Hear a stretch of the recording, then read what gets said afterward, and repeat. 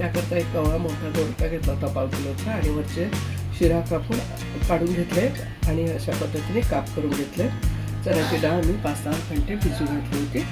त्याकरता लागणारे साहित्य 4 मिरच्या आणि 8-10 लसणाच्या पाकळ्या मी आबडधोबड वाटून घेतले. एक टमॅटो तो बारीक चिरून घेतला आहे, कोथिंबीर बारीक चिरून घेतली, एक मोठा कांदा बारीक चिरून घेतला आहे, चवीप्रमाणे मीठ आणि हळद घालायचे आणि आपण तळून भाजी करता तेल घेतलं. आपलं तेल तापलं आहे, आपण कांदा टाकून घेणार आहोत.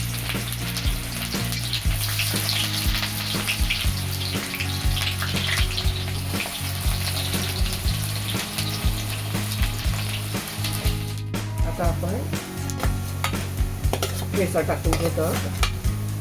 हिरवी मिरची आणि लसणाचा जरा 1 सेकंद परतवणार आहोत आणि परत टमॅटो टाकून घेणार.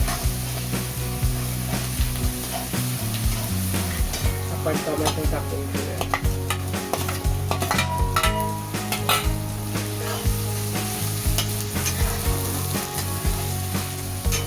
हळद टाकून घेणार आहोत. मीठ पण टाकून घेतोय. आपण डाळ भिजवलेली होती ती टाकून घेणार आहोत.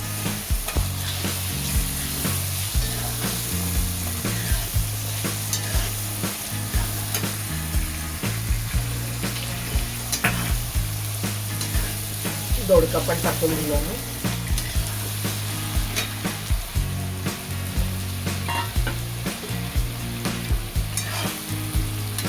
त्याला परतून घेऊन आपण एक 5 ते मिनिटासाठी झाकून ठेवणार आहोत. 5-7 मिनिटे ठेवलं होतं, झाकून ठेवलं होतं. दोडक्याची भाजी रेडी झाली आहे.